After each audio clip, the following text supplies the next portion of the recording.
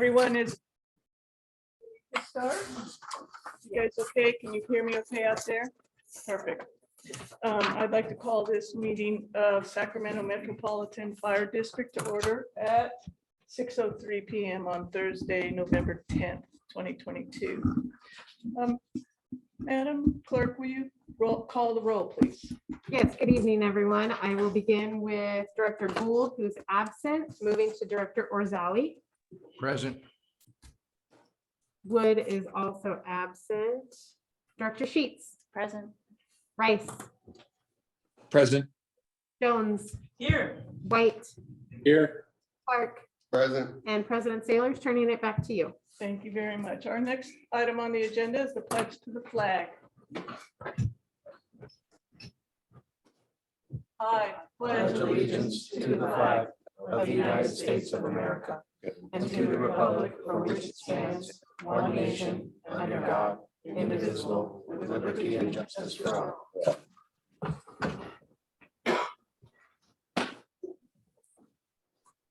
Thank you. Next item is Metro Cable announcement. The open session meeting is videotaped for Cablecast on Metro Cable 14, replayed on Saturday, November 12th at 2 p.m. and Monday, November 14th at 6 p.m. on Channel 14, webcast at metro14live.saccounty.net. We now have the public opportunity to discuss matters of public interest within district jurisdiction, including items on or not on the agenda.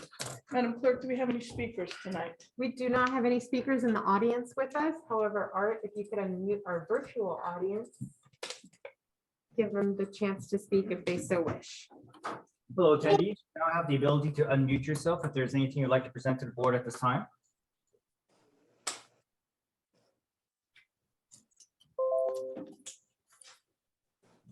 No response. Having no speakers, we'll move on to the next item on the agenda, consent items. If there's no questions, I'll entertain a motion in a second. I will move it. That's it.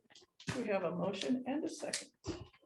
Madam Clerk, will you call the roll, please? Director Orzali. Here. All right. I take that as a yes. Sheets. Aye. Rice. Aye. Jones. Here, I had to make it feel better. White. Aye. Clark. Aye. And Sailors. Aye. Motion passes. Thank you very much. The next item on the agenda tonight is a presentation item. This item is about sleep deprivation in the fire service. I've asked Dr. Laura Barger to come in and tell us about her research that she has done on sleep deprivation. She's a scientist that works out of Harvard and actually lives right here in Davis. So she's very handy to come in and tell us about sleep deprivation and how it affects the human body. And before she comes up, I would just like to give you my thoughts. On Monday, I attended a memorial service for a firefighter brother of mine, Kevin Trost. Kevin is my age. He came on just a year or two before Gay and I came on. He worked a long and active career. Kevin, just like most of us firefighters, was outgoing, happy, and loved to run into burning buildings, just like any of us firefighters love to do without a thought, because that's what we do. Unfortunately, we don't stop and think about the carcinogenic stuff that we're absorbing through our skin that we used to breathe in until they gave us breathing apparatus. And one of the things that has recently come to light that is killing a lot of us, especially in today's times, is sleep deprivation. A lot of us don't like to think about it because when you're young, you don't think you need to sleep because you're young and you can stay up all night long and cram for that exam in college. You think you can stay up all night long for 24 hours and run calls all night long, and you think that you can go off tomorrow and go home and sleep all day and recover. Well, guess what? We have learned you can't.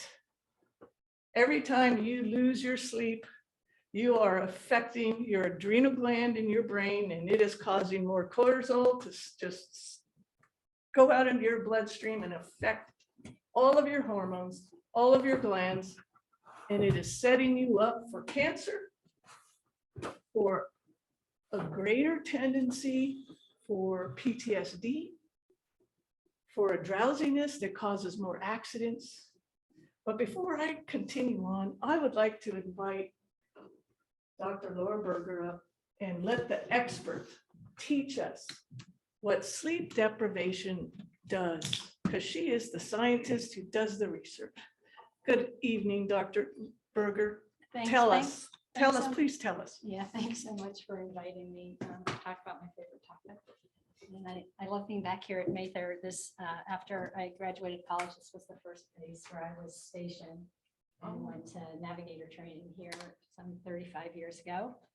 And sure is different. But it's nice to be back and see it.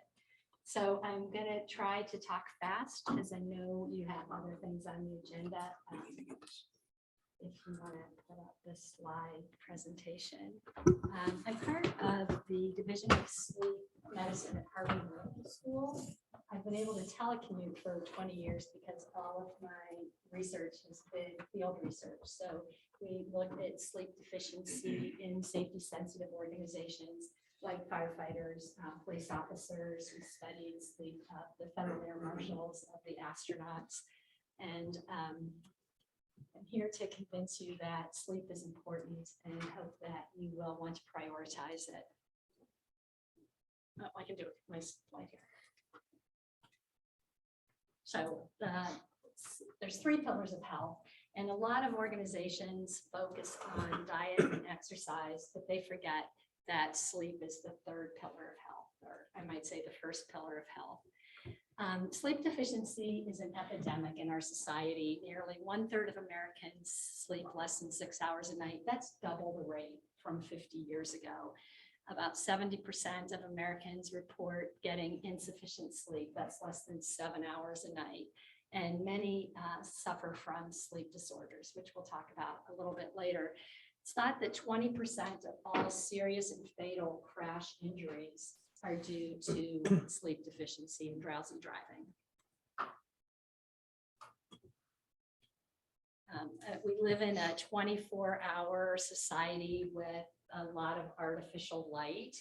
And there's been studies to show that 24 hours of wakefulness, your performance after 24 hours of wakefulness is similar to that with a blood alcohol concentration of 0.10% legally drunk in every state. And I know nobody would think about going to work after drinking, but often people go to work when they are deficient in sleep. So what is sleep? Often I hear it's, it's that thing that I don't get. There's a histogram up there showing the complex architecture of sleep. When you sleep for 8 hours, you go through several cycles where you have deep, slow wave sleep and REM sleep, each being critical to recovery. Some of the characteristics of sleep, it's in all animals sleep, even firefighters need sleep.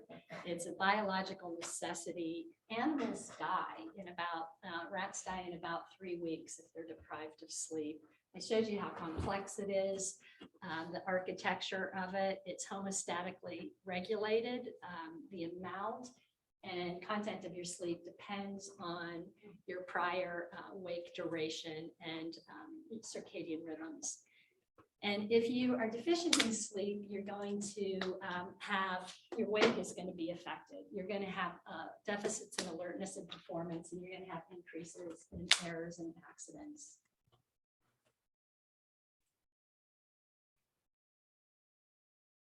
And so there's occupational cost to too little sleep. This is a picture on the right of one of the astronauts that we were studying. Can you see what the error is there that the astronaut has made? This is some of the Optimum spacewalk. Right?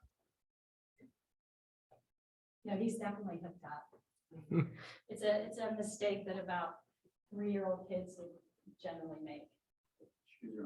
Issues, yes, it's someone on. So there's a lot of critical errors they can make during space flight. This is sort of a simpler one, but just shows they sleep about 6 hours a night, and about 75% of them take sleep medications to on board the space shuttle, International Space Station, just to get that amount of sleep. And when we look at physicians working greater than 24-hour shifts, we found that there was a 168% increase in car accidents, 468 increase in near crashes. They made more attentional failures, 109% increase. That's falling asleep while caring for patients, measured with PSG. 36% more diagnostic serious medical errors, and more complications and more needle stick injuries. And they continue to work 24-hour shifts. There's a quality of life impact of too little sleep. Police officers that we studied that were at high risk for a sleep disorder were significantly more likely to yell at suspects or citizens and have citizens' complaints filed against them. They've done studies with sleep deficiency looking at shooting, and they know that there's more errors in no-shoot situations with sleep deprivation. When you don't get a lot of sleep, and you feel more sad, you feel more irritable, and it's more difficult to get along with colleagues. I don't know if any of you experience that in the fire stations. There's also a big economic cost to sleep deficiency. The RAND Corporation estimated that costs attributable to sleep deficiency in the US are $410 billion. That's 2.3% of the gross domestic product back in 2015. And those economic costs come in absenteeism, missed days at work, presenteeism, being at work, but not performing your job. A lot of surfing the web, things like that, diminished performance, lower productivity, increased healthcare expenditures are another big one, and workplace accidents, injuries, and motor vehicle crashes. We put together a website that's down there at the bottom. You can just Google National Safety Council tired at work, and it'll come up. It's a fatigue cost calculator where you can put in the number of employees that you have, and it'll tell you how much you're losing per year due to sleep deficiency in these areas. And there's a place where you can see, if you had a sleep health education program, how much you could recover of that.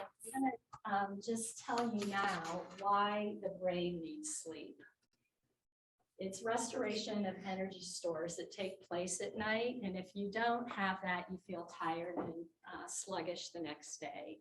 It's also important to have good sleep for taking out the garbage. I like to think of it as waste clearance. So what they found recently is when you're asleep, the glial cells in your brain actually shrink in size.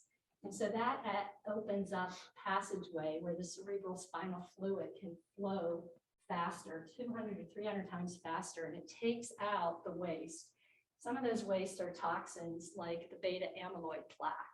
And so that's why we now know that getting insufficient sleep is associated with dementia and Alzheimer's disease, because that clearance isn't happening because you're not getting sleep. I like to think of it as like in New York City, if all the alleyways were opened up at night and the garbage could be cleared out faster. That's what's happening during your sleep. And you can't do that when you're awake. Your brain has to be offline to do these tasks. So not getting sufficient sleep, I said cognitive impairment, Alzheimer's disease. Memory consolidation happens when your brain is offline, when you're sleeping. So the lack of that, you're going to have forgetfulness. And during sleep, during REM sleep in particular, your brain integrates what you learned today with your body of knowledge. So this is really important if you have trainees. What if you're teaching them during the day and they're not sleeping at night, they're not going to be able to integrate that knowledge. And there's studies that show that if you don't sleep the night you learn a novel task, you never learn that task as well as somebody who's been able to sleep that night. after following that new learning. The body needs sleep for a number of reasons too: heart health and blood pressure regulation. And we find people that sleep less than 6 hours a night have an increased risk of hypertension, heart disease, and stroke. Regulation of appetite. If you are not getting sufficient sleep, that's associated with overeating, weight gain, and obesity. We know the hormones that regulate appetite, ghrelin, the one that says I'm hungry, goes up, and leptin, the hormone that says I'm satisfied, goes down if you're not getting enough sleep. And the food choices you make, people tend to crave more carbohydrates and junk food when they are not sleeping adequately. Maintenance of insulin and glucose metabolism. This is really important. There's a study at University of Chicago where they had a group that was in bed 10 hours a night, a group that was in bed 5 hours a night. After 1 week of sleep deficiency, that magnitude, they were in a condition that was pre-diabetic at the end of 1 week. So you can imagine if you are sleeping 5 or 6 hours a night as a lifestyle, how that increases your risk for diabetes and other metabolic syndromes. And then the immune system regulation. We know that this was a study looking at the flu vaccine, and they had a group that slept adequately for 10 days following the flu vaccine, and another group that had their sleep restricted. At the end of those 10 days, the group that was sleep restricted did not have the same number of antibodies as the group that was able to sleep. There's another study where they shot up in the nose the cold virus. And who wants to volunteer for a study like that? But again, the group that was sleep deprived, 3 to 4 times more likely to catch the cold than the group that was sleeping adequately. So we know it's super important for the immune system as well. For cancer risk, sleep is really important.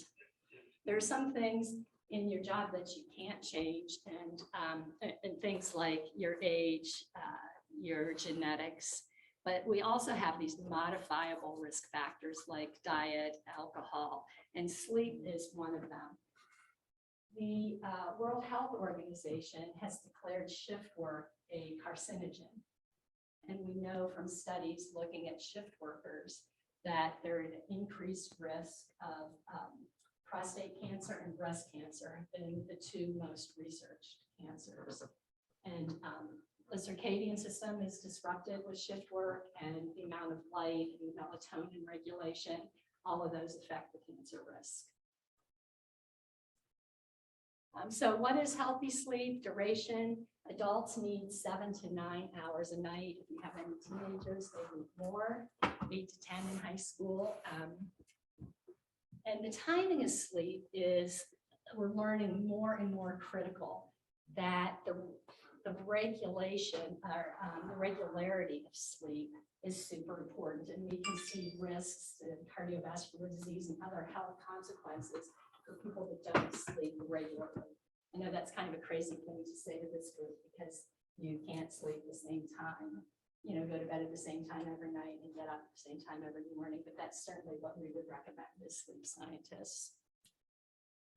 And the quality, the consolidation of sleep into 1 8-hour bout is the best because of that architecture, and you can go through all the stages of sleep. If you can't get that, second best is to take a nap so that you can make up for any deficiency in the duration of the nap. If you can only sleep 5 hours in the night, then maybe you can take a 3-hour nap during the day.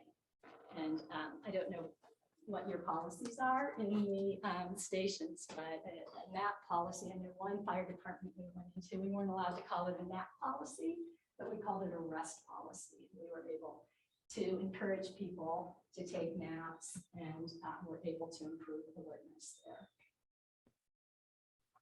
There's a few biological factors to consider when you think about alertness and fatigue. And those are going to be your hours of wake, your sleep debt. If you need 8 hours of sleep a night, and you're only sleeping 6 hours, that's a cumulative deficit that occurs. So by the end of the week, you could be 10 hours in sleep debt. Circadian time of day is important, and sleep inertia. And I'm just going to show you just some quick examples from the laboratory. The time of day is important to your alertness. We know people perform their worst at their circadian low points. That's about 3 to 5 in the morning. We can see that in laboratory studies. The longer you've been awake, the worse you're going to perform. If you can see that sort of linear decline in performance as we keep people awake in our laboratory for more than 40 hours. Chronic sleep deficiency is a little more insidious, and that's kind of a complicated and small graph, but let me just explain. If you're only sleeping 6 hours a night and you're building up that sleep debt, your performance is going to be impaired. And this slide shows that after about 10 days of sleeping 6 hours a night, the performance was similar to somebody who'd been up 24 hours. What's interesting about that study, and it's done at University of Pennsylvania, is they asked those people, how sleepy are you? How are you performing? And they all said the first couple nights they're like, oh, I'm a little sleepy. But then it leveled off. And they said, I'm fine, I'm fine, I'm fine, I'm fine. So they subjectively thought they were doing okay, where their performance objectively was getting worse and worse and worse. So we're not very good judges of our own performance when we have this more insidious chronic sleep deficiency or not sleeping enough every night. And then finally, sleep inertia. And this is sort of the thing that you have to consider if you're going to a nap. That sleep inertia is the fancy word for that grogginess you feel when you first wake up. And this is a study we did in our lab where we keep people semi-recumbent in bed in dim light and test their performance right after they wake up. And we can see that they don't, the brain doesn't go to 0 to 60 in a few minutes. Here, their performance decrement lasted longer than an hour. But you have to, we say, you can give yourself 30 minutes before making decisions after you wake up from a nap. And it's not possible in your profession where you have to get up and perform, but just being aware that your brain is not performing at its peak when you first wake up. And that sleep inertia is going to be more profound if you wake up from a deep stage of sleep and that you're carrying a big sleep debt. We can see all of these factors in operational settings too. This is showing the number of single vehicle truck crashes, and you can see there's a peak, and that's at 3 to 5 in the morning, that circadian low.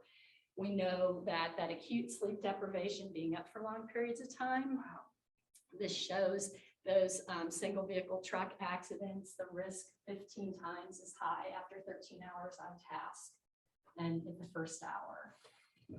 Chronic sleep deficiency, this was a study of resident physicians that were unable to maintain performance when they were working 85 hours a week, 30-hour shifts. Chronically, their performance got worse. And sleep inertia, they were able to see more crashes in an Israeli Air Force study in that first hour where the pilots were sleeping in their planes and had to take off emergently from sleep. Next is sleep disorders. Sleep disorders are going to affect your performance, and there's more than 90. And I'll go ahead and detail each one of those 90 right now. No, I won't do that. We don't have time for that, but I just want to touch on a couple of important ones. And one is obstructive sleep apnea. This snoring is the biggest symptom of that, and it's where your airway collapses at night and you stop breathing, so your sleep is disrupted. It can happen hundreds of times an hour with people with severe sleep apnea. Here's a, has anybody heard this?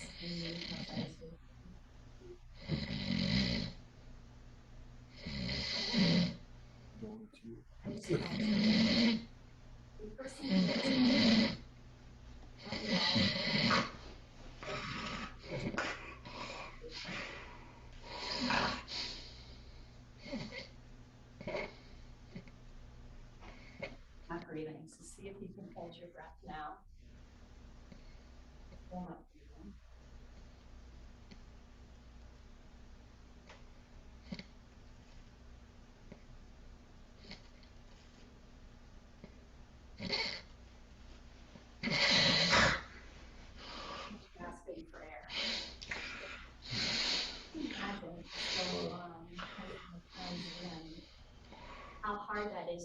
cardiovascular system. So it's no wonder that untreated sleep apnea has such a risk for stroke and heart attack and cardiovascular disease. This was a study I want to show you that they did over 18 years. So the people were about 48 years old when they started, about 66 at the end of 18 years. And it was back in 2008, this was published, where they did, the group there in blue does not have sleep apnea. At the end of 18 years, 94% of them were still alive. The red line there represents, it's a survival curve for those people who had sleep apnea, but they were untreated. And the reason that they were able to be untreated is because they didn't think if you didn't have residual sleepiness during the day, you didn't need to be treated. That's what they thought at the time. So you can see here at the end of 18 years, only 58% of those were still alive. So something to think about going into retirement. If you want to have a long life, you have to treat sleep apnea. They're okay, those two lines there for about a decade, but in that second decade, those with untreated sleep apnea just fall off and mortality increases. It's easily treated with continuous positive airway pressure, CPAP machines, oral appliances, surgery. There's a bunch of new devices even coming out and the medications even that are treating sleep apnea now.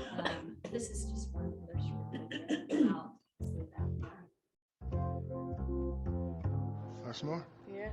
See, I don't know if I snore because I don't hear myself, so. Oh, he hears himself because sometimes it wakes him up. And he's like, baby, was I snoring? Yeah, you were snoring.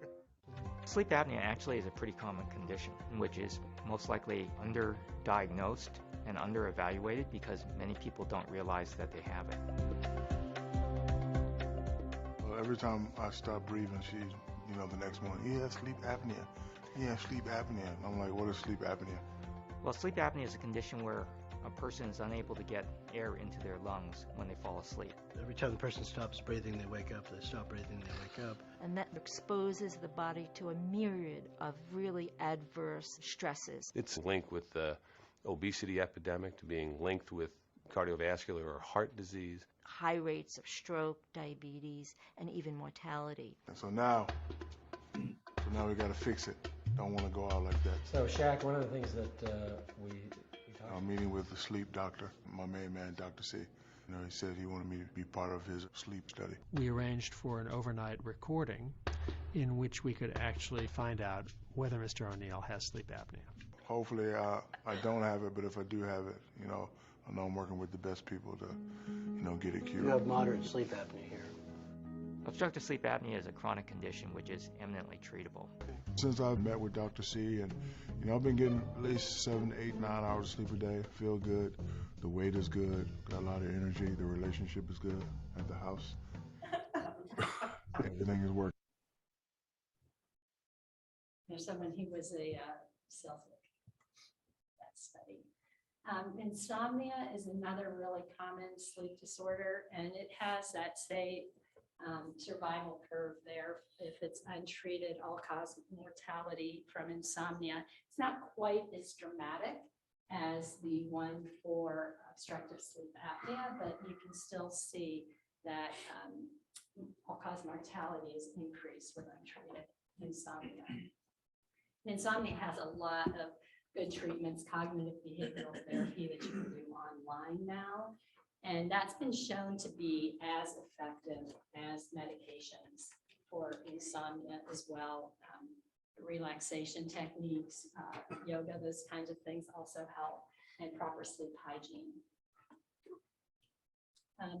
I'll put this up at the end, but this is just a QR code. If you want to take a picture of that, you can go through the sleep disorder screening that we've done with different occupational groups, including firefighters, and if you're at high risk for one of the common sleep disorders. So I'll put that up again at the end. I just want to show you some fire specific data that we've collected.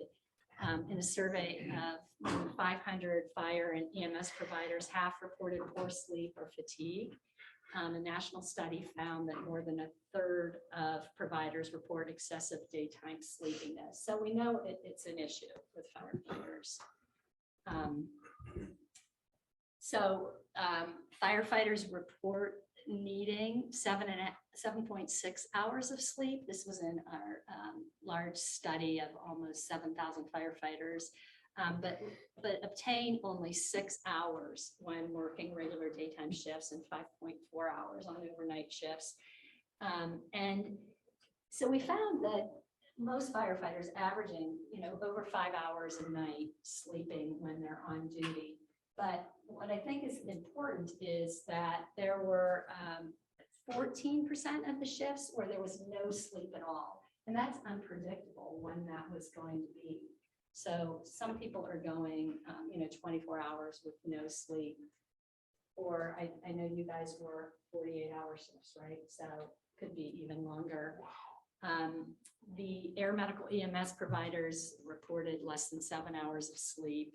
And we know that 7 to 9 hours is recommended for adults. So deficient in that. And this is looking at the association between fatigue and increased odds of self-reported injury, error, and compromised safety. And so it is, as you move to the right along the bottom there, those are the increased odds ratio for injury, error, and compromised safety. We know sleep disorders are really common in public safety workforces and really all of the workforces that we've looked at. You can see in firefighters there, OSA, obstructive sleep apnea, 28% screened at risk, 6% for insomnia, 9% for shift work disorder. And what was, I think, most alarming is that 9 in 10 of those individuals who screen at risk are undiagnosed and untreated. Sleep disorders are associated with motor vehicle crashes, occupational injuries. You can see the crash risk for firefighters up there at the top was almost twice the risk. Near crashes, almost 3 times the risk, falling asleep while driving, injuries, errors. There's also an association with here cardiovascular disease, diabetes, and mental health, depression, and anxiety, all at increased risk in firefighters when you have an untreated sleep disorder or very sleepy, deficient in sleep. This was with 66 fire departments. Does anybody here ever remember taking a survey? It was probably about 10 years ago now. But Sacramento was one of the departments who participated. And we know that sleep deficiency is associated with burnout in firefighters as well. If you just look at that purple bar, you see the increased odds of having burnout if you have any type of sleep disorder. So what can you do to improve sleep in the fire station?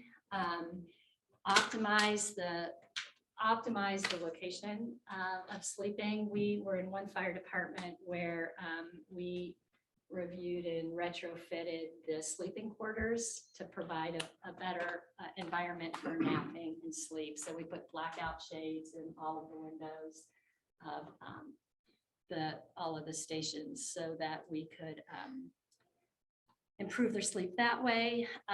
We've tried to get them to focus on noise, bed type, personal space, temperature, trying to just optimize those conditions so that when you do have opportunity to sleep, you would be able to make the most of it. Upgrade alerting systems. We found in some departments we went into that there would be one alarm and it would wake up everybody in the station. I don't know if you guys have ones that are individualized so that if you don't need to go, you're not woken up. But those are important upgrades. And what are the best type of alarms? I know people have looked at different bed shakers, things like that. if waking everybody up is an issue. And then rest policies that we think are essential. We went into one fire department and, there was they said nobody's allowed to nap during the day, but we went into a room where there were loungers and the TV and it was very dark in there and people were sleeping and we were like, well, I thought you were allowed. And so what happens? And so our thought was, well, if it happens, why not make the most of it? Why not have a policy to let people take, prophylactic naps in the afternoon if you're not busy, and so that they're ready to go if they have to be up all night. So we've worked with departments to do that as well. And what we found is when we had a sleep health education program, we did a randomized control study in a fire department in the Midwest. And what we found was the group that was randomized to having the sleep health education screened for sleep disorders, they were recommended to go to see a physician if they were at risk. That group had 24% fewer injuries and a 46% reduction in disability day usage than the control group. And they estimated that would save about $2.2 million annually just in disability days. We also found that the group that had the education reported that they were able to get more sleep and they were more alert. So those first two there on the left are with firefighters, and then truck drivers are on the right. That the crash rate among drivers with OSA that had treatment was 80% lower. So we know it works, just not in firefighters, but other organizations as well. So I hope that was not more than 30 minutes. Sorry to try to cram all that in, but I'm happy to take any questions, and I'll put that QR code up there if anybody's interested in just taking that. Thank you, Dr. survey. Berger. Does anyone have any questions or comments? Go No, go ahead, Randy, or Director. Randy. Question for you, Doctor. You made mention of a projection savings to the department. Is there substantiating data that goes along with that? Yeah, so that website that I told you about that we did with the National Safety Council is all the method paper is on there too. And so it's all based on research, the numbers that are in the algorithm to show those, the amount of money that's lost due to healthcare costs and absenteeism and presenteeism, as well as data that we've collected in sleep health education programs and how that can improve injuries, disabilities, days, and things like that. Thank you. Sure. I'd like to thank you, Doctor, for the presentation, and I'm sure that our clerk has all your information on file. So if there are follow-up questions or other opportunities for further investigation on this, we can use you as a resource. Yeah, for sure. I know Melissa and Cynthia have my email address. I'm happy if anybody comes up with questions later, please email, and they'd be happy to help if I can. Thank you. I just had a quick question. You used the term sleep health education program, and then at the end of it, there was that. Can you just real quick describe what is that and Sure. how is that delivered? Yeah, so we've done it. We looked at 3 different methodologies. One was expert led. So it was in person, and we went into the fire stations. We would go in for, it would take about a week to rotate everybody through, but we gave an in-person education program and, did the thing with the QR code and people screened for sleep disorders. We also had an online program. So it was the same education, but people just did it through the web. And then we had a train the trainer program where we went in and trained the trainers in the department. We spent about 3 or 4 days with them, giving them a lot of information and frequently asked questions and all of that. And then they delivered the program to the firefighters. And what we found was that the expert led was had the highest response in getting people to, there to participate, do the survey. go seek out evaluation if they needed it.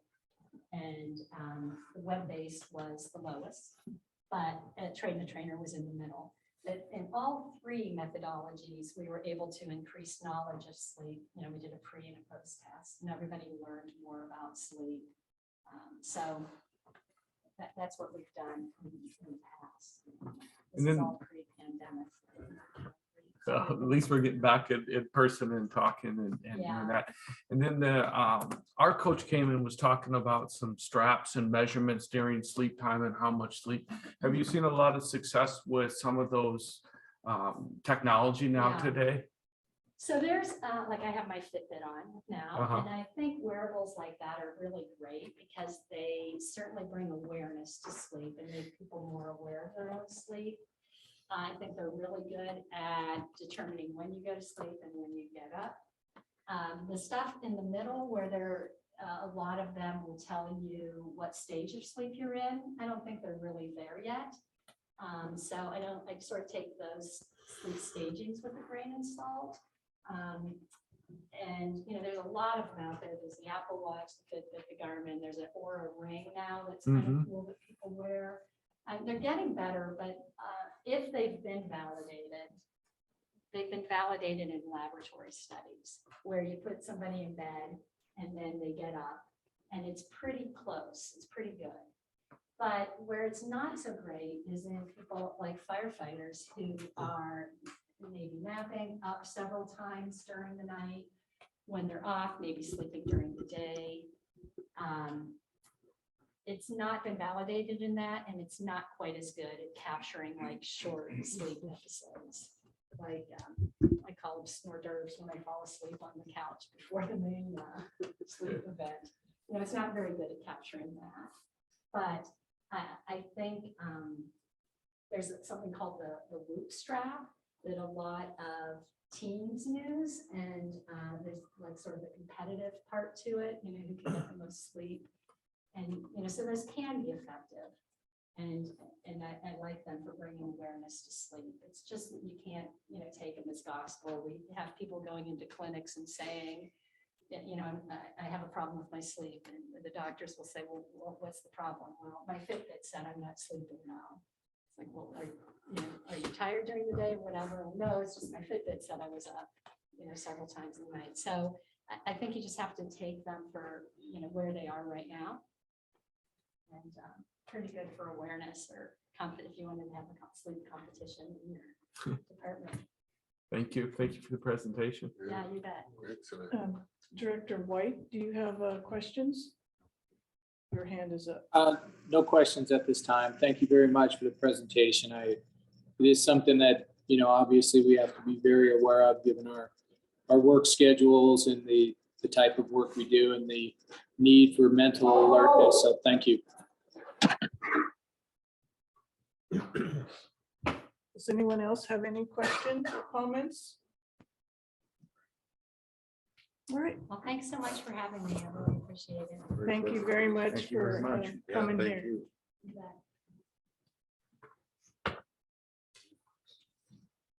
The next item on our agenda tonight, action items, number 1 is the award recommendation RFP 22-03 Helicopter 3 Equipment Upgrade and Mission Retrofit. Grant Russell, Battalion Chief, Special Ops. Good evening. Here to request a board approval for the award of the Copter 3 RFP that was posted in early October. We had 2 proposers that responded to the RFP. The proposals were opened and evaluated at the end of October. The committee met November 1st, and the 2 proposals were compared and scored. Advanced Helicopter Services of Woodland, California was the highest scoring proposal, followed by Hangar One Avionics of Carlsbad, California.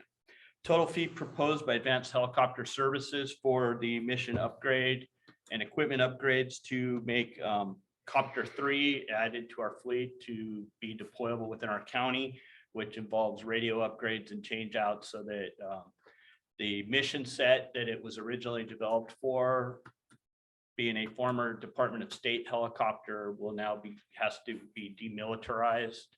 And that process has been done by our own mechanics.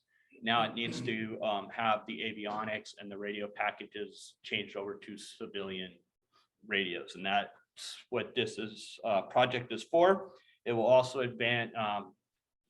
add an external hoist, so it'll give it its rescue capability that allows us to provide services within Sacramento County and also mutual aid responses outside.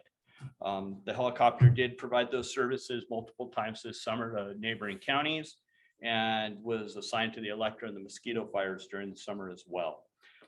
Having a third helicopter will make sure that we have one helicopter available all the time, and we won't get caught with two aircraft down due to maintenance issues at the same time.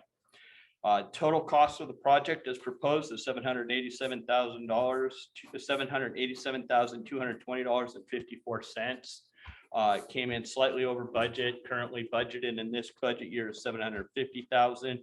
So it will require a mid-year budget adjustment that we're planning for within air operations. Thank you. Are there any questions? I have a question. Has it already been repainted? No, that is part of the project. Okay.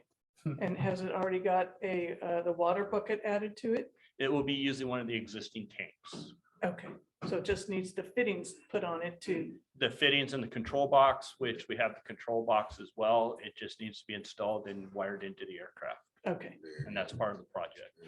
Okay, thank you. No other questions? Thank you very much for that Thank you. presentation. Having no more questions or comments, I will entertain a motion to. I'll make that. Thank you. We have a motion and a second. Madam Clerk, when you're ready, will you call the roll, please? Yes, Director Orzali, Oh, I'm sorry. Aye. Wood, Aye. Sheets, Aye. Rice, Aye. Jones, Aye. White, Aye. Clark, Aye. and Sailors. Aye. Motion passes. Thank you. The next item in their action items, number 2, CalPERS employer originated retirement application. Chief Ty Bailey. Good evening. Good evening, President Sailors, Board of Directors, Fire Chief Arms, Deputy Chief Ty Bailey, Deputy Chief of the Administration. Before you this evening with the resolution that you were given, it's the CalPERS employer originated retirement application. If the Board of Directors has approved an IDR, which is an industrial disability retirement for an eligible member, but the member is unable to submit his or her disability application to CalPERS, the Deputy Chief of the Administration can submit on their behalf. Government Code Section 21153 obligates the employer to file on behalf of the member. If you have reason to believe they may be disabled and the member has not applied on their behalf, it is our recommendation that the board adopts this resolution, which gives the Deputy Chief of the Administration the ability to submit an employer originated disability retirement application on behalf of the member to begin the industrial disability retirement process with CalPERS. That is all. If you have any questions, I'll be happy to answer. Go ahead, Director Orzali. Ty, how often does something like this come up in your experience? It doesn't happen that often. However, what we're seeing is you have approved the IDR and there's a delay in them actually submitting. This gives us the ability to start the process sooner so that their checks aren't going to get delayed in the process. I see. So we're not completing the whole application. We're just beginning the process. All right, thank you. So how often does it occur? I can't give you an exact number. I can just say here and there. I mean, we don't have a ton of IDRs coming across, but it gives us the ability to move forward with it and get going in the process. So I can't tell you. I can tell you recently we've had 3 this year and we could at least submitted it. But as far as total numbers, I can't tell you. But without this resolution being approved, we're unable to do that. No, thank you for that information. Thank you. Does anyone out there in Zoom land have any questions or comments? Director Rice. Director Rice, you're muted. There you go. Thank you for that. Thank you, Madam President and Chief Bailey. And I'm going to make an assumption when we do this or we move to do this, it really is positive for both the member and the organization, but really it's assisting the member so that there's not a delay. Is that the correct read on that from me? Yeah, that's exactly it. Okay, thank you. Thank you. Seeing no more questions or comments, I'll accept a motion. We have a motion and a second. Madam Clerk, will you call the roll, please? Director Rosali, Aye. Wood, Aye. Sheets, Aye. Rice, Aye. Jones, Aye. White, Aye. Clark, Aye. and Sailors. Aye. Motion passes. Thank you. The next item under presentation items is number 3, the ratification of resolution to extend teleconference of board meetings, Government Code 54953-E-3. This will continue our ability to once again do Zoom meeting and in-person meetings for the next 30 days. Any questions? If not, I'll accept the motion in a second. I so move, Madam President. We have a motion. Second. When you're ready, Madam Clerk, we'll call the roll, please. Director Rosali,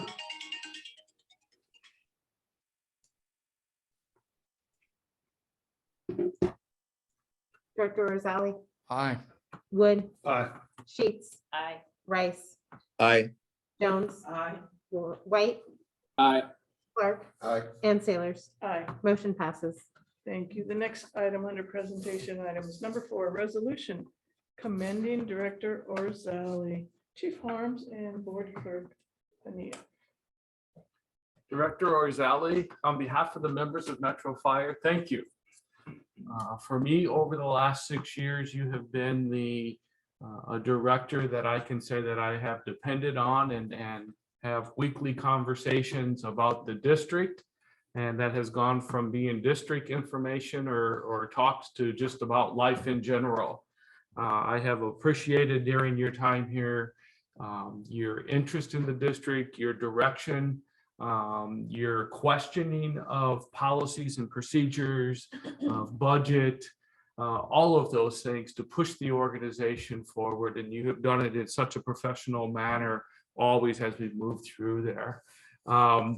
Also during the time, I've had the opportunity to kind of learn more about you and who you are and the interests that you have and your ability as an individual to share.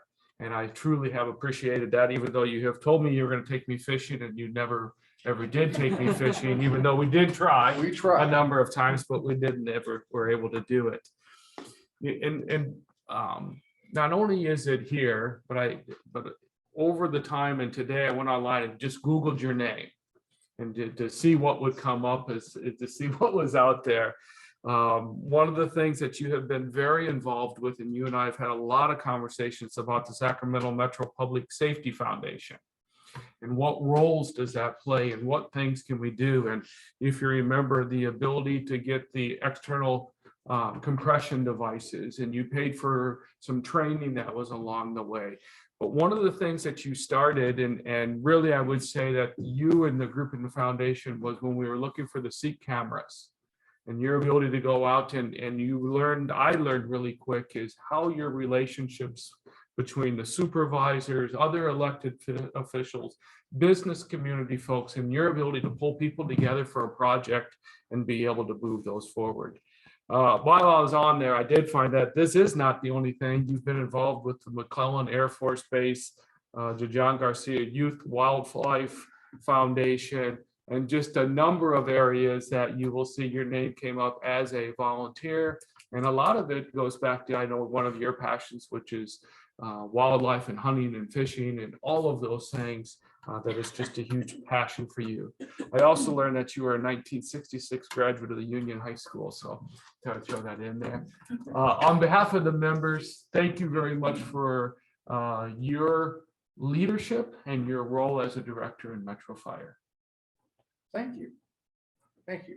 And if I could just take a moment, first of all, are we clear there were no warrants that came up? Well, there were some things that came up, but luckily Matt had it blocked, so I couldn't get it through the email there, so, yeah. Okay. This has been a great experience. I wasn't looking for a job when I came here, and I'm now not going to be looking for another job after this. I have taken the liberty of booking another trip to Africa. I want to thank everybody on the board for their generosity towards me, the men and women of Metro Fire.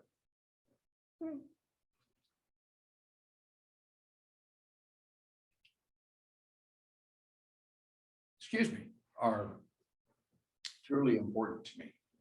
So with that, now I also want to make a particular mention of Melissa Pinilla. I swore I wouldn't do this, and I apparently lied. Melissa is a phenomenal asset to Metro Fire. I am so appreciative of everything you've done. I can't tell you how much working with you has meant to me. Arthur, you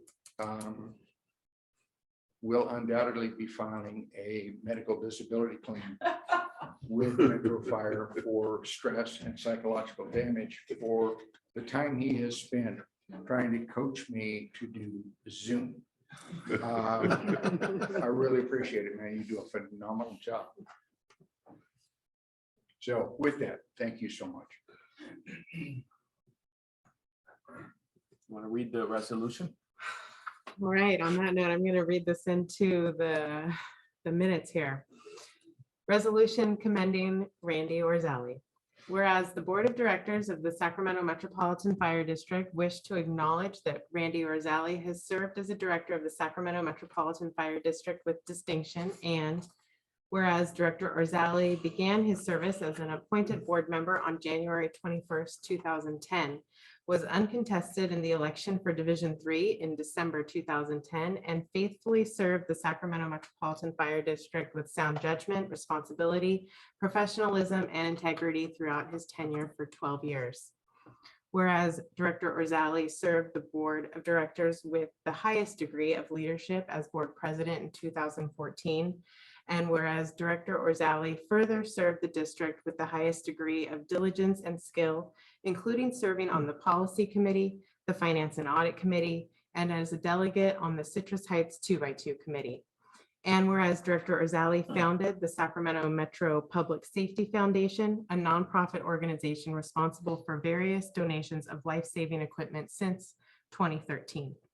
Now therefore be it resolved that the Sacramento Metropolitan Fire District and its Board of Directors hereby commend Randy Orzali for devoting his sincere commitment, promulgating the district goals and objectives, and for providing an outstanding record of dedication to the fire service and the citizens which it serves, and wishes to thank him for a job well done.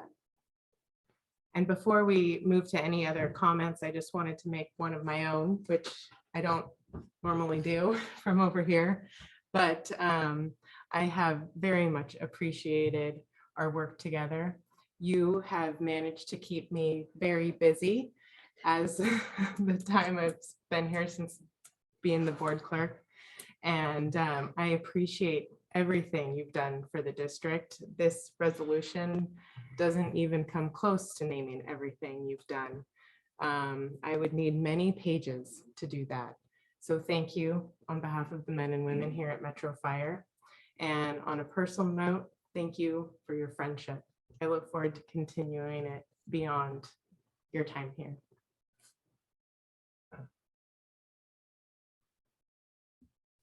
Thank you.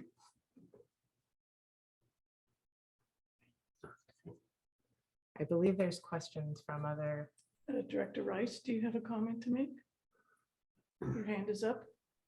I do. Director Orzali, it's been an honor and a pleasure. And I'll tell you what, Randy, I've worked with you when I was a young chief officer, a union officer, and we had some interesting things, but something I've always appreciated about you, you're a calm in the storm.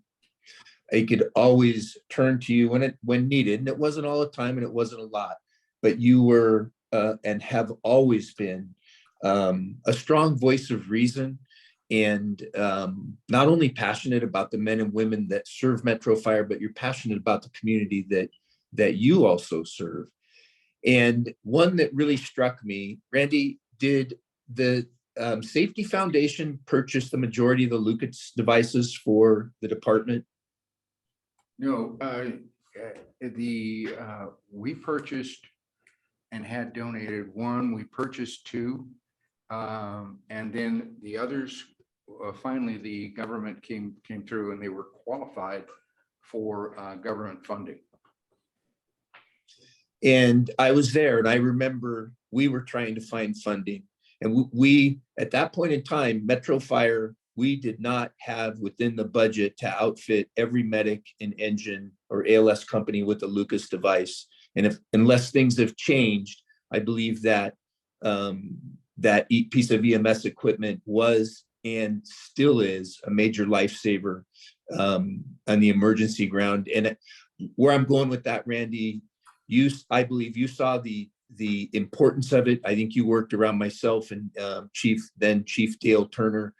And I just have a feeling that the rest of those devices might not have come through as fast had you not been on it and had the recognition. And that's one of the things that in your job as a director of fiduciary and all the things, really the boring things that we get to do as directors, but you had a vision and you knew what worked and you knew why that was a good piece of equipment and you shepherded it through. That's my opinion. Don't change it. I love you for everything you've done for our organization and our community, Randy. Thank you. And I'm just honored to have served with you both as an employee of Metro Fire, a union officer, and now an appointed board member. Thank you, Randy. Thanks, Brian. Thanks. Director White, you have a comment? Muted. Director White, you're muted. He's trying to figure out, is he on his phone or is he on the iPad? Quick, Arthur, help.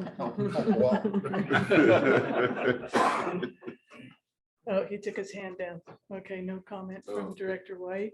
So in the interim, in case Director White can get back on or wants to. I gave my regards to Randy out in the parking lot, and I'll do it again officially now. Thank you so much. It's been a distinct honor and pleasure to work with you on this board. Your perspective of governance, your perspective of organizational direction, I've greatly appreciated that. Those different points of view that we all bring to this table and to this organization, I certainly appreciated yours, especially from the administrative, educational, organizational 100,000 foot viewpoint. It was really good. And I will miss all your corny jokes. And I don't know how we're going to replace that aspect of levity here, but thank you so much for all your work. We all greatly appreciate it. Thank you. Director White, are you ready?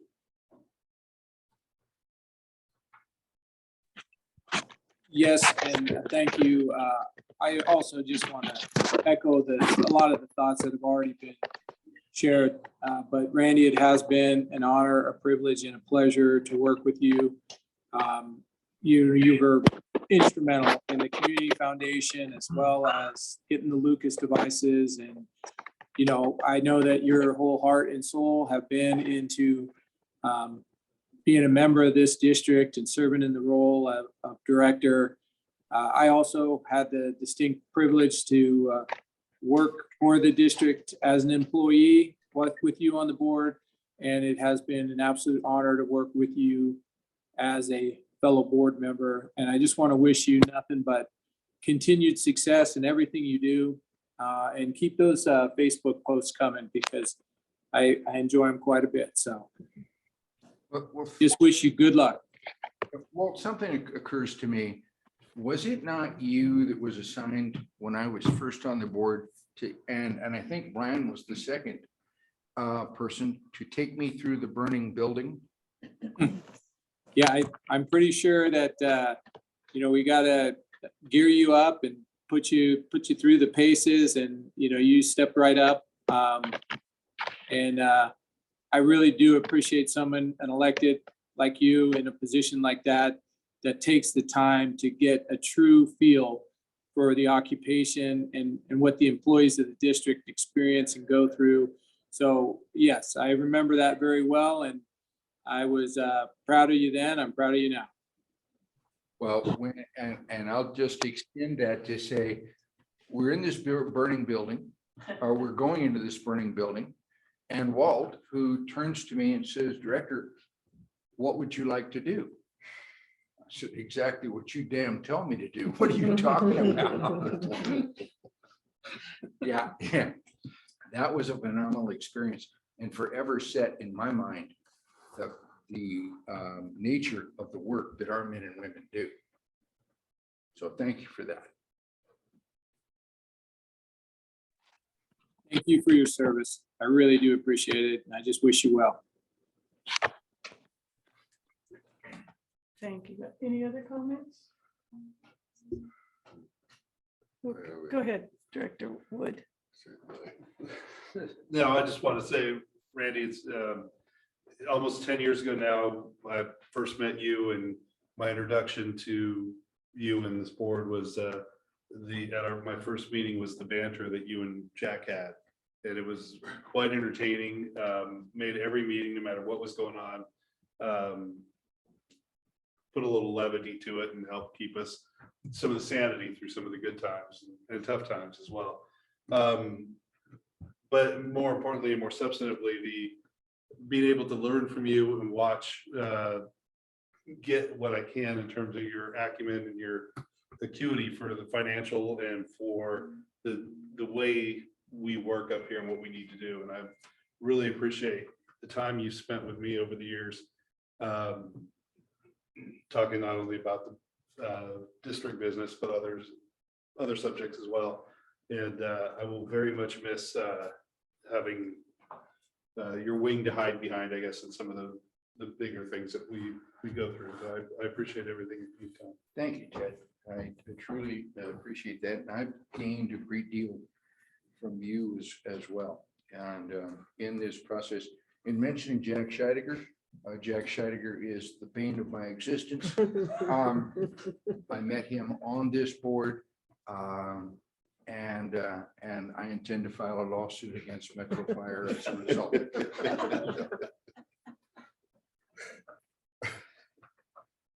I'll make. Go. But Randy, I basically said what I thought. I commented last week, when I know it was your last time on the finance committee, and I can't add any more to what has been said. Just want to thank you tremendously for your service. Thank you. Yeah, and wish you the best of luck. May you do all the trips you want from here on out. May I not get killed in Africa. I didn't want to go there. Just don't get in front of any elephants or anything like that. But I just want to thank you. Thank you. Just want to wish you the best of luck. It's Thank been you a so pleasure much. serving with you, and you always have been a great advocate for men and women of the department, and helping me when I was brand new. So really appreciate it. Best Absolutely. wishes. Randy, I want to thank you for your mentoring that you gave me and your help in many of the special meetings that we've had and our phone calls. You have been a call, as someone else has said, a calm in the storm to lead me quietly to the light.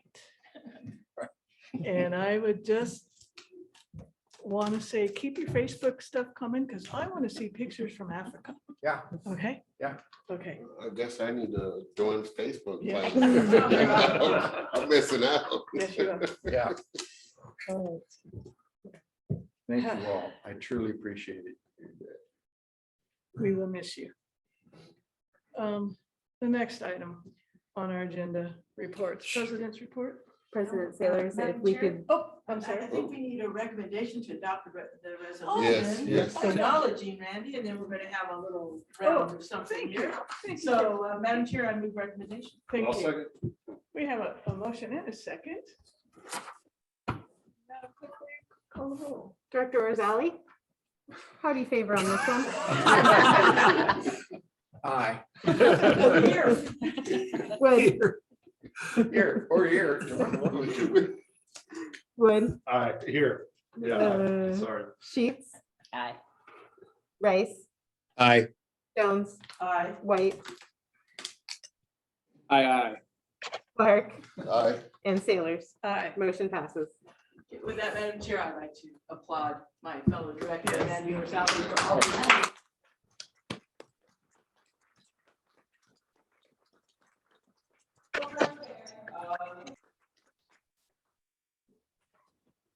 Thank you for that suggestion, Director Jones.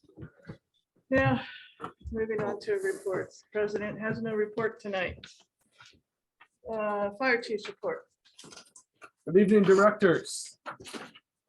My first item is one of the, I think is one of the neatest items that we have. We have 16 members that have completed and passed the engineers promotional process. So congratulations to them. On Tuesday, 8 of those members were promoted.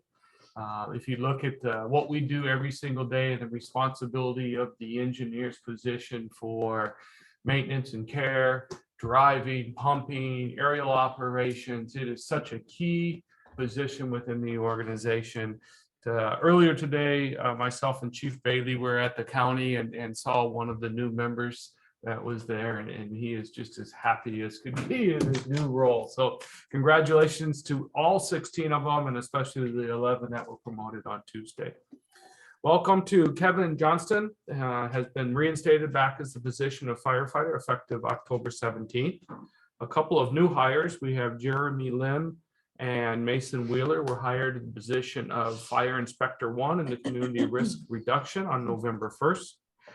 Rachel Roberson hired as an office tech effective also November 1st in the IT, and Chelsea Justrick hired as an office tech in the operations division on the 2nd. So a few new hires that are coming into the organization. We had an opportunity this week to meet with them a little bit, and it was nice to welcome them here. We have a reassignment opportunity of a training day captain that will close on November 23rd. And the cadre for the 23-1 Academy was selected. A number of folks interviewed for that, and they are selected and start the Academy in February, late January, early February. Some meetings. We finished up the Chiefs forums. On October 31st, we welcomed the new SRP Academy 22-3 conference call with the Metro Chiefs. We also had labor management yesterday across the hall, a very productive day over there. And then today we were invited by the sheriff's office to go down to the county and take part in their recognition event. And they recognized, much as we did the other day, Captain Lamone and firefighter Hodge for the event earlier in the year with the rescue. It was very nice to be part of it, and it was probably 90% of the awards the fire department and in some way was working closely, or the district was working closely with the sheriff's office. That ends my report unless you have any questions. Yes, Chief, I have a question.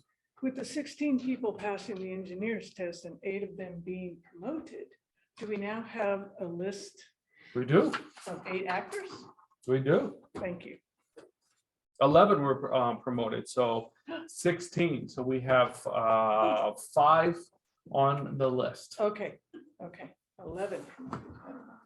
8. Okay, perfect. Thank you.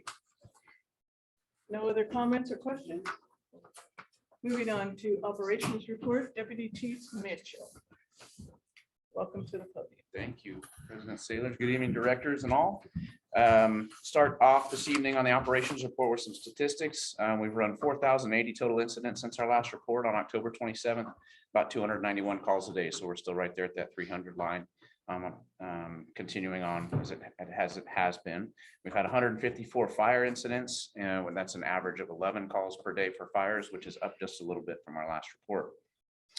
As the same day there, the other engineers were promoted. I'm happy to report that the region transitioned out of peak wildland season staffing at 8 a.m. on November 8th. All of our partners here in the region, as well as ourselves, moved into more of the winter winter dispatch levels, as well as the helicopter program and dozer program moved into their winter staffing levels on a call when needed basis. So it's a good news. We got some rain and it's gotten the fuels to where our wildland season transition has been done again this year. So good news there. A couple items on training. First off, next week, we're doing the Captain's Officers Development Program, or ODP. It's 3 days next week. We have about 30 participants signed up. This is the first time we've done this process. It's about 6 months before the scheduled captain's examination is going to occur. It's a little bit different than what we've done before, as far as we would always do a captain's academy prior to the exam, but it was really close to when the exam's happening. The intent with what we're trying this time is to do some training well in advance to allow those members to understand some foundational pieces of what it means to be a company officer in the organization, and give them that time, a number of months, to work towards increasing their skill level to hopefully make them more successful in that role. So that's going to be next week on Monday, Wednesday, and Friday over at Station 106. We'll start that off and see how that goes, and looking forward to those members moving into that promotional exam process next spring. The second item on training is we just started our annual professional development program up again. It happened over the last 2 days, actually right across the hallway here. It was put on, it's called Your Career and Retirement, and Captain Dustin Rodriguez, Coach Gallagher, and CalPERS were all represented there, and they kicked the program off. We move into next month, which is going to be the command philosophy and overview, which I'll lead that discussion with the membership. And then from there forward, we'll have a panel of the presenters that we're going to do for the rest of the year, and we'll have a good dialogue there. And then monthly after that, we'll continue to offer that program. So it's good to see that continuing to flourish and provide our members with some good opportunities for development. The last item tonight, I'll give you an update on our ambulance surge contract. You'll remember back in the early stage of summer, we brought it to you for an adoption.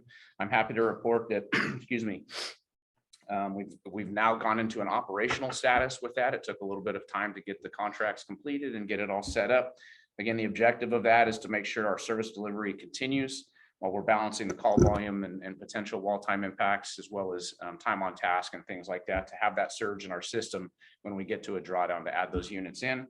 And also reduce the engine companies going out of service to staff our in-service reserve medic program that's been around for a long time. Every time we activate one of those and it responds, we have a first responder that comes out of the system. So our intent is to build that capacity to have that be less impactful to the system in general. So currently, AMR is still there as the first to be contacted as part of the contract that's been in place for a number of years for up to 2 units for a minimum of 2 hours. The 2 additions that we have had is NorCal Ambulance. They were first established the contract under the new process, and they again went operational on the 7th. So this week they're finally in the system and available for a fish under the contract being activated. And then the second company we're working with right now over the next couple of weeks is Alpha One. And there's a meeting coming up with their relationship for some of the training and also the onboarding of the operational plan, so they understand how the functionality in the system works. We're still maintaining our drawdown process and our agreed upon regional management of when we get to that low ambulance level. That's still in place on a regional level. This is specific to what Metro Fire is doing to help facilitate that surge capacity in the system. And then we also are going to test out activating the surge contract prior to the ISRMs. Is that one of our goals, so that we can maintain that service from those first responders staying available. So that's the end of my report tonight, unless there's any questions. Any questions or comments? Thank you very much for that report. Next item is firefighters local 522. BC Metco. welcome to the podium. Thank you. Good evening, directors. We too would like to congratulate the 16 successful candidates in the engineers test. It is exciting to have a list of 5 now. I think that's probably the first in 10 to 12 years. It's been a minute since we've had an opportunity for folks to work out of class in that capacity and have that rank completely full. So that's a good thing going into the holiday season, and that's going to help our staffing challenges as we continue to see significant improvement in that regard. So congrats to everybody. We've been pretty busy since we spoke last. I personally was able to slide into our 3-day behavioral health class that the district supports. We had a lot of 522 members there, both Metro folks, but also from all the units and folks outside of 522 from in the area. And it was really good to see the class put together and how Captain Manfredi, Jeff Wells, Rich Alamo from the city all work together to ensure that we're supporting our folks. I sat in there with also Battalion Chief Mike Johnson from Metro, and we're hoping that that becomes something that as we look at future promotional opportunities, we ask members to sit in there and just have awareness of what that entails and what our peer support folks are doing to go out and support our members. So that was a great class. I was excited to sit in that. As the chief had said, we had labor management. At labor management, we were really productive, focusing on all of the hard work that we've put into a number of things, but mostly into this contract to structure the MOU documents so that we can bring them in front of this board for final resolution on December 8th.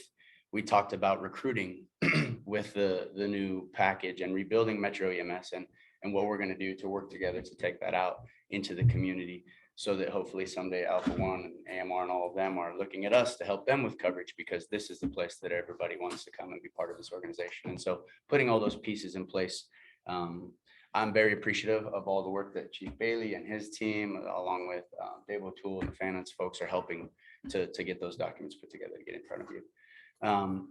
So it's been busy, and I'm happy to report that we are being very productive on all fronts. I'd like to conclude by taking this opportunity to talk to Director Orzali, Randy. On behalf of the men and women of Metro Fire and the community, I'd like to thank you for your service. Your work with the foundation has greatly impacted our communities and our ability to support the community. I personally didn't get much opportunity early part of my career to get to know you to the extent I do now, but being in this spot for the last year, I really value the time that we've spent together. You are an amazing person, and I thank you for your patience with me, sometimes dealing with the storm of my emotion and being the calm in that as I've kind of navigated some of the waters of the responsibility of this position. And I wish you well in all your future endeavors. I value the coffee dates and the history lessons that come with those. And I look forward to buying you a cup of coffee and hearing about the history of some of the spots in Africa you visit and the specifics of your trip. So thank you very much and congratulations. Thank you. Next up, committee and delegate reports. First up, the executive committee. The executive committee, we met on November 4th to discuss the fire chief selection process. The full board is now looking forward to oral interviews this weekend. That ends my report. Communication Center JPA, Deputy Chief Wagaman, welcome to the podium. Thank you and good evening, President Sailors, directors, and Chief Harms. The dispatch board last met on November 4th. It was in the form of a special board meeting due to some time constraints to utilize some grant funding, which brings me to 3 action items, all of which were unanimously approved. The first item was a radio replacement project that was approved, and we're going to be utilizing SHISHCAP 20 funding for that. They will fund the entire project, which is a great thing for us. The second item was amendment to our budget to reflect this grant funding. And the last item was a dispatch console cleaning. That's for each individual workspace at the comm center. As you could imagine, it's a 24/7 operation. Running a vacuum, behind somebody dispatching a call doesn't quite work out well. So we do have a professional company that comes in, and it's a very low volume type of cleaning process, incredibly thorough, that happens once per year. That concludes my report. The dispatch board will be meeting next on November 22nd here at Metro Fire Board Chambers at 9 o'clock in the morning. I do have a question. Which radios are being replaced out? There are several radios that are being replaced, some of the 800 megahertz portable radios, as well as the VHF, the actual mobile radios. So our main dispatch radio systems that are actually installed into the communications room, as well as the coax and the antenna that go all the way up to the 100+ foot mast. Okay, thank you very much for that report. Any questions? Go ahead. I just want to take the opportunity to thank you for arranging a site visit for me. I look forward to it on the 28th and seeing the comm center and having a face-to-face with some of the dispatchers. So My thank you for pleasure. Yep, and I'm sure they will be pleasured with you and your guest as well. Thank you. Thank you very much for that report. Next up, Finance and Audit Committee, Director Rosali. The Finance and Audit Committee has not met, and there's presently no date for the next meeting. Thank you. The Policy Committee was supposed to meet tonight, but the meeting was, I was just going to add the policy committee was canceled this evening, and we will schedule a meeting at another date. to be determined. To be determined. To be determined. Thank you very much. We now move on to board member questions and comments. We will start with Director Jones. Thank you, Madam President. Congratulations to the new hires, the new engineers. Best of luck. I know everyone's going to do well. One comment I do have is with, is it Director or Dr. Barger or Barger? Barger. Barger, yeah. Santi Barger. Thank you, Doctor, for your presentation. It's interesting now, things that many of us know and or knew intuitively about sleep deprivation and the impact it has on us. I appreciate the science, the research, the data that has gone into, what's the word, to supporting all these intuitive, very real life feelings that many of us have had on this job. And for the work at Metro during the mid-2000s, Director Tom Lawson and I worked on one of the exact things that she mentioned in terms of redoing the alerting system. And that included the separate dorms, separate alerting systems for the different crews. That was doable because we were building some new stations. We still have a long way to go with our existing facilities, and I hope that we can do our best to try to minimize this. Call volume's not going down, so we gotta, and we're not gonna double the amount of stations. So we need to look at exactly some of the items that she pointed out. And I would like to just say thank you, because that science and those studies that she presented really did confirm so much of the work that we did at Metro in the mid-2000s to start to implement, to help diminish the impact of sleep deprivation on all of us. So thank you, Doctor. Appreciate that. Thank you, Director Jones. Director Rice, comments?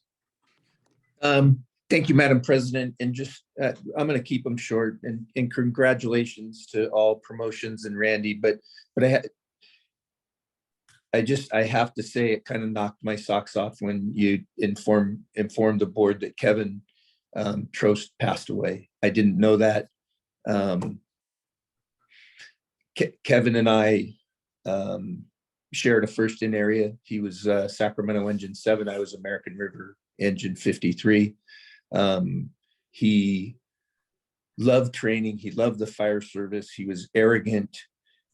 He was brash. He could be tough to be around, but I sure loved being around him. And he was a consummate trainer, a consummate professional, and that was just really Cindy's sad news. But thank you for the awareness on that. And that's all I have. I just wanted to recognize publicly a friend, Kevin Trost, Captain Sacramento Fire. Thank you, Director Rice. And I would like to have a moment of silence at the end of meeting tonight for Kevin. Jennifer Sheets, comments. I just wanted to congratulate the engineers. I just also want to acknowledge the men and women who are going to be working on Thanksgiving. And I know that they're sacrificing that day. So I just want to recognize that. And I hope everybody who is going to be able to be with their family has a really nice Thanksgiving. And if the members' families, I'm not sure if we're allowed to go back to the stations and that sort of stuff, but absolutely encourage that. It was always really a lot of fun to do that. So just want to acknowledge the crews that will be sacrificing that night. Thank you, Director Sheets. Director Wood. I can't say anything more eloquently than already has been, so thank you. Thank you, Director Wood. Director Orzali. I've said plenty for this evening. Thank you. Thank you. Director White. No comment. I think it's all been said, and just once again, wish Randy good luck. Take care. Thank you, Director White. Director Clark. No comment. No comment tonight. Having said many things tonight, I have no further comments. I would like to have a moment of silence if we can stand for Kevin Trost.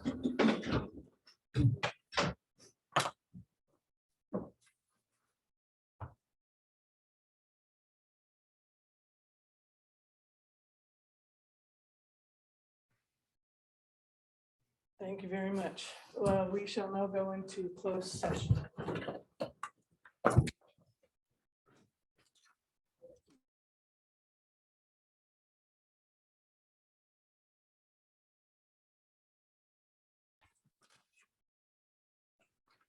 We have just returned from closed session. We can now have Council Laura report out. Thank you, President Saylor. The board met in closed session on item number 1, conference with legal counsel concerning the litigation of Medic Ambulance Service Inc. versus Sac Metro Fire District. No reportable action was taken. The board also met in closed session on conference with legal counsel concerning the government claim for money damages under section 910. The board voted unanimously to deny and reject that claim. And finally, the board met in conference with its labor negotiator for the employee organizations set forth in the closed session agenda. No reportable action was taken. Thank you. Thank you, Council Laura. This meeting is now adjourned. Have a good night, everyone. All right. Oh, yeah.